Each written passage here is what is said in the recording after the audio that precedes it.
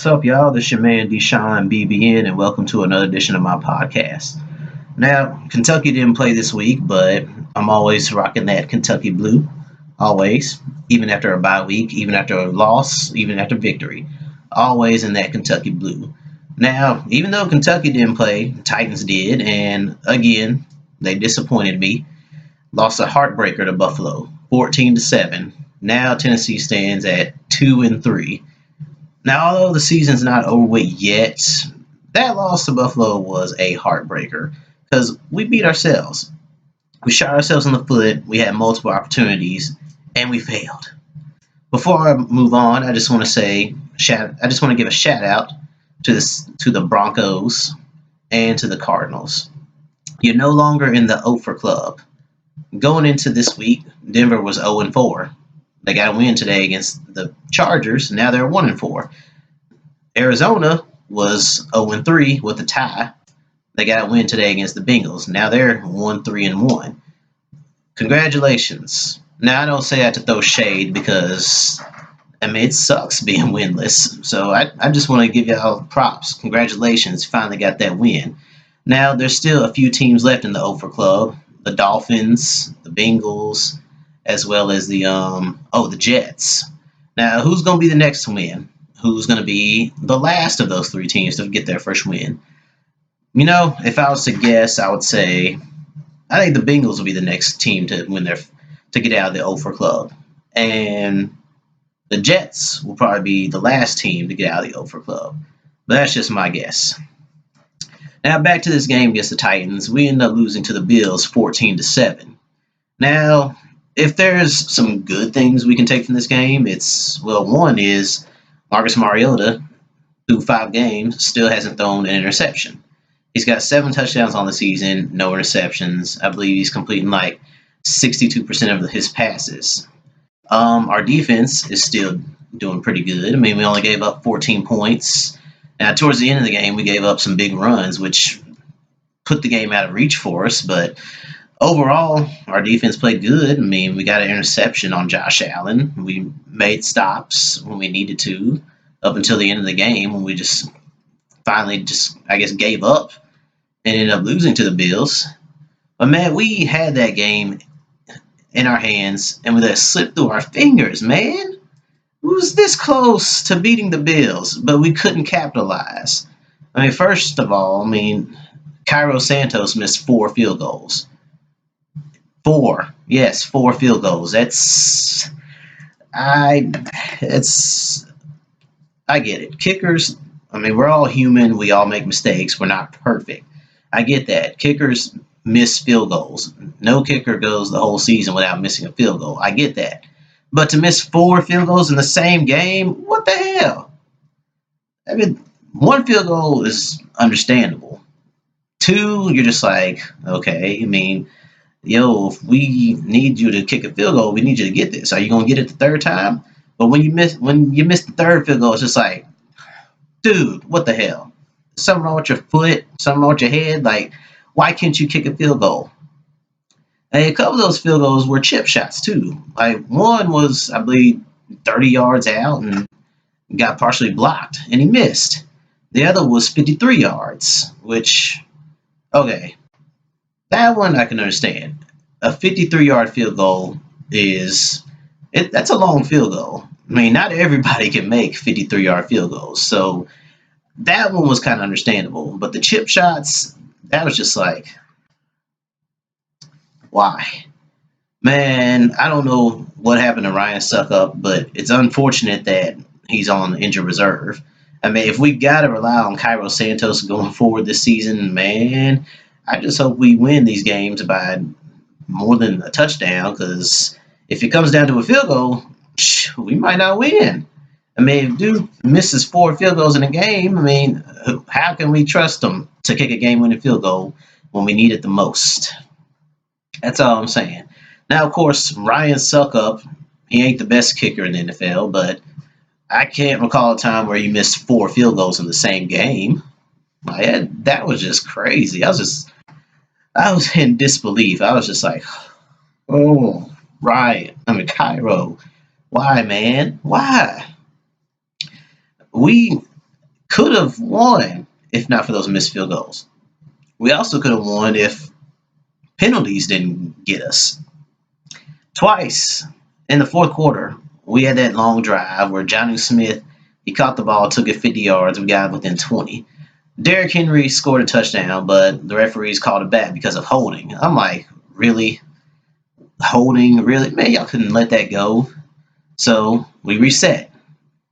Do a play, another play. Marcus Mariota throws a touchdown pass to A.J. Brown. I'm like, yes, touchdown, baby. 14-7. We got this, Titans.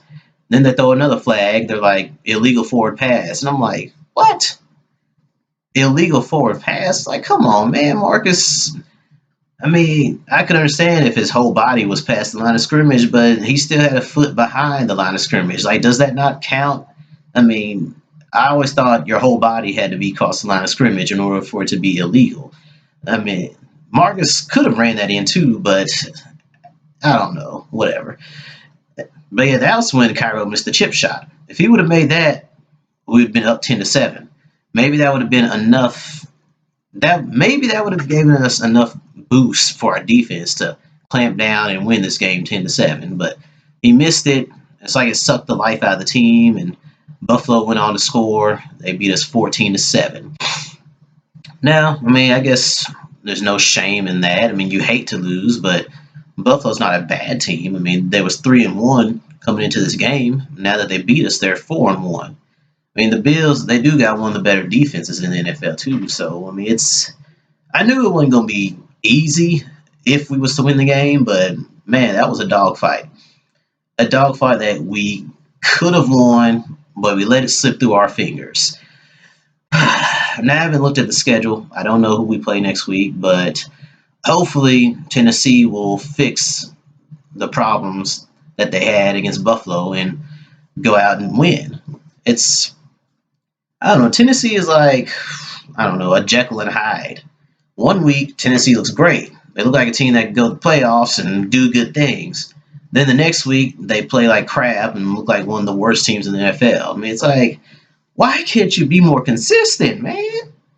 What's up with that? Why can't you be good from week to week to week? Why is it that one week you're great, next week you play like crap? Like, can we get some consistency, Titans? That is the only thing I'm asking for. I mean, if we can be consistent, we won't have this Jekyll and Hyde performance every game. It's crazy, man. But you know what?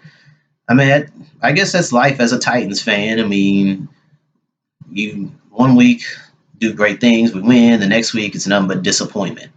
It's been that way for who knows how long. I mean, been rooting for the Titans since they moved to Tennessee from Houston. Yeah, had some good moments, had some bad moments. I mean, but I guess that's the case with every team. I just want to see the Titans be consistent. I just want to see the Titans be competitive. Which, I mean, they were competitive against the Bills, but like I said, we shot ourselves in the foot, had the game in our hands, and we let it slip. Oh, stuff happens. But, I still think we can go 10-6. Might be enough to win the division, might not. I don't know. Now, we did get some help. The Panthers beat the Jaguars earlier today, but the Texans beat the Falcons. Hopefully, the Chiefs will beat the Colts, but I guess we'll see. I mean, the AFC South, it's a tough division. I mean, got my Titans, the Texans, Jaguars, Colts. I mean, we all solid teams. I mean, especially Houston. I mean, I don't like Houston. I mean, I don't like anyone else in the AFC South, but Houston's pretty damn good. I mean, I tell you. I mean, DeSean Watson, he's a pretty good quarterback. I mean, the things I see him do, I wish Marcus did that, like every game. I mean, Tennessee will go as far as Marcus will take us. I mean, sometimes Marcus is great, other times Marcus is mediocre, and it's just like, oh, man. Like, Marcus, he's talented. He got a good arm. He can make plays with his feet. I mean, he's got decent pocket awareness. He's not the worst quarterback in the game, but he could be a lot better. I mean, I see guys like DeSean Watson, Dak Prescott, Lamar Jackson. They're doing great things out there. Marcus has the talent to be like them, but it's just it's really the coaching.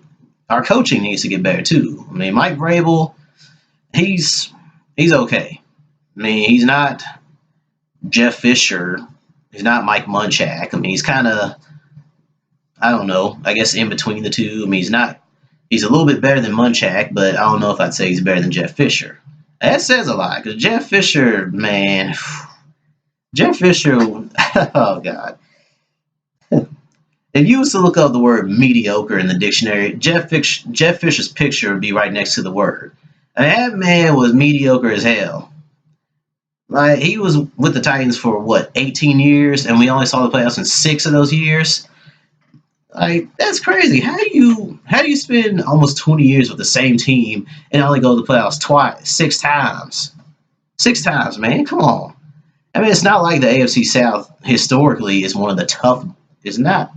Yeah, recently the AFC South has been a tough division, but historically it ain't that tough. I mean, it's really just been Peyton Manning and the Colts who have kept the Titans from reaching bigger heights. Jeff Fisher, man, he every year it was either 9-7, 8-8, or we were just flat out terrible and went like 4-12. Now, yeah, we had some years where we actually did good. I mean, 2008 we went 13-3 with Jeff Fisher and won the AFC South, had the best record in the AFC, but we got beat by the Ravens in the divisional round. We went to the Super Bowl in 1999, but lost to the Rams. Kevin Dyson catches it. He's running. Gets tackled at the 1-yard line. That was such a heartbreaker. One yard away, just one. We was 1 yard away from winning the Super Bowl that year. But I mean, what can you do? You can't go back in time and fix things, unfortunately. But yeah, if I could go back in time and change one sports moment, that would be it.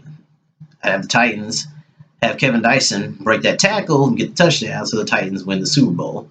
Because shoot, I've witnessed all my other teams win championships. I mean, Kentucky's won 8 in basketball, 3 of them in my lifetime. Last time we won was 2012, which that was a great year.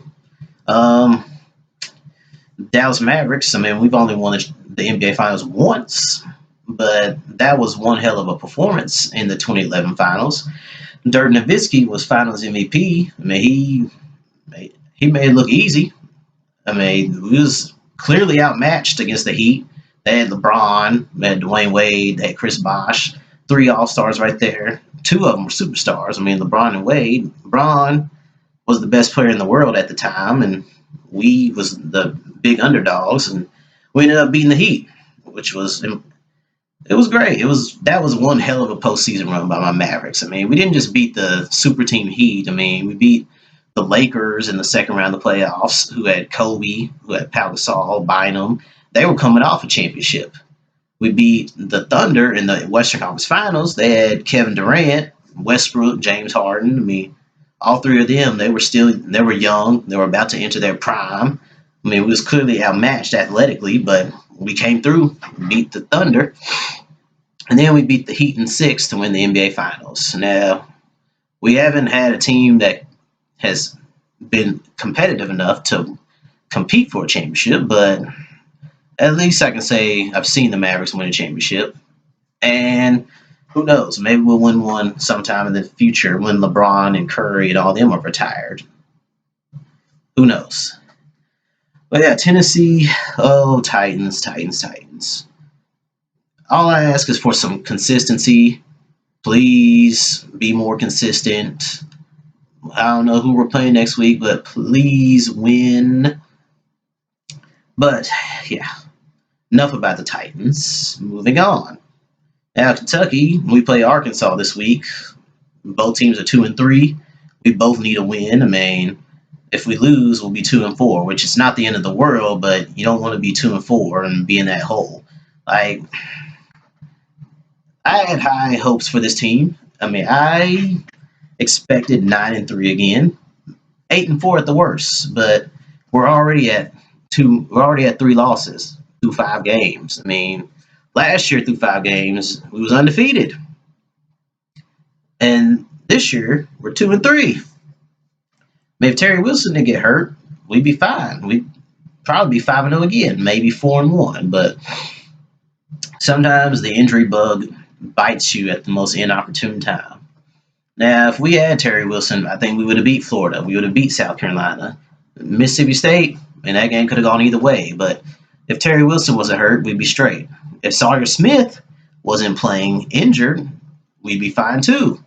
I mean, Sawyer Smith was playing injured against South Carolina, and I believe he was playing injured. He got injured against Mississippi State as well. I mean, when your starting quarterback's hurt, and then your backup is hurt, it's like, what can you do? Like, oh man. But we are going to try something different against Arkansas. Lynn Bowden Jr. is going to be starting at quarterback. Now, Lynn Bowden is a receiver. He's our best receiver. Hell, he might be the best player on our team, but Lynn Bowden Jr. might give us the best chance to win until Sawyer Smith is 100% healthy. See, Bowden, I mean, it's not like playing quarterback is unfamiliar for him. I mean, when he was in high school, he played quarterback as well as receiver. He also ran the ball as a running back, too. So he's familiar with being a quarterback. I mean, we've used Lynn Bowden on passing plays throughout his 3 years at Kentucky. So this isn't unfamiliar territory. Now, of course, I don't know how many times we'll throw the ball. I'm not expecting him to be Randall Cobb out there, but if Lynn Bowden can give us a boost on offense, that'll definitely help us. If he can give us that boost at quarterback, I think we'll beat Arkansas. Now, I mean, this is a must-win for both of us because you don't want to fall in a hole and be 2-4. So we got to go out there. We got to win because if not, then I don't know. All hope might be lost if we lose to Arkansas and end up 2-4. But still, I'm going to support the Cats no matter what. But even if we go like 7-5, 6-6, 5-7, and don't make it to a bowl game, still representing for the Cats. Now, in other news, I mean, basketball season is almost upon us. Big Blue Madness is coming up for Kentucky. I mean, the college basketball regular season starts in about 30 days. I mean, I'm excited as hell about that because college basketball is my favorite sport. Now, I'm not going to make any wild predictions right now, but all I'm going to say is watch out. Kentucky is going to be great. We coming for everybody this year. Y'all don't want none of us. We're going to be great. Just watch. I'm not saying championship, but I'd be surprised if we don't make it to the Final Four. That's all I'm going to say about that. Now, in other basketball news, the NBA has started. Well, kind of. The preseason started this weekend, and the Lakers beat the Warriors. Now, I mean, I'm not a Lakers fan. I don't care about them, but, I mean, they do have Anthony Davis, who is one of my favorite basketball players.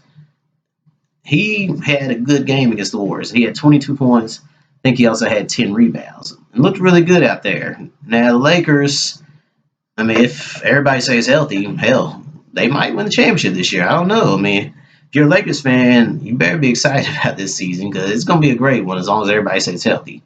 Well, it'll be great for y'all at least. I mean, to everybody else who don't like the Lakers, it's going to be like, oh, man, I'm tired of hearing about the Lakers, man. Screw LeBron, screw AD, blah, blah, blah, blah. Yeah. Another NBA news. The NBA has been measuring players to get their official heights. Now, to me, it's just a waste of time. Like, who cares? Who the hell cares what their height is without shoes on? Like, I know that, I mean, who cares if they're lying about their height? I sure as hell don't. So why would anybody else care? I don't get it. The NBA has been measuring players to get their real height. Not their height in shoes, but their height when they're barefoot, which makes no damn sense to me because you don't play the game in your socks. You don't play basketball barefoot. So why do you want their official heights? What difference does it make? Who cares? Now, their new height thing, it is pretty much everyone is shrunk in height. Like Draymond Green, he's listed as 6'7", but that's his height with shoes on. His official height is 6'5". Dwight Howard was listed at 6'10", but his official height is 6'9". Who else did they? Who else was named? Oh yeah, Ben Simmons also listed as 6'10". Now is officially 6'9". Marvin Bagley III, he was listed at 6'11". Now his official height is 6'8". Like, I don't get it. I I don't care. I don't know why fans would care. Like, it's just silly. Like, what's the point of getting their official height without their shoes on? Like, it's pointless. But I mean, at the same time, it is kind of interesting. I mean, Draymond Green is only 6'5", playing the power forward position. I mean, I ain't the biggest fan of his, but hell, that's impressive for him to be 6'5" and being one of the best, arguably the best defensive player in the NBA right now. I mean, he's like, well, no, he's not Charles Barkley. He ain't that good, but Charles, yeah, he was only 6'6", playing power forward, and he was the man. He's one of the top three power forwards of all time. But that's another story. Not really trying to talk about Charles Barkley or any past NBA players. Just wanted to give my thoughts about how this whole height thing is ridiculous. But anyways, y'all, that's all I got tonight. It's your man DeSean BBN. I'm out. Be on the lookout for my next podcast. Y'all have a great Sunday.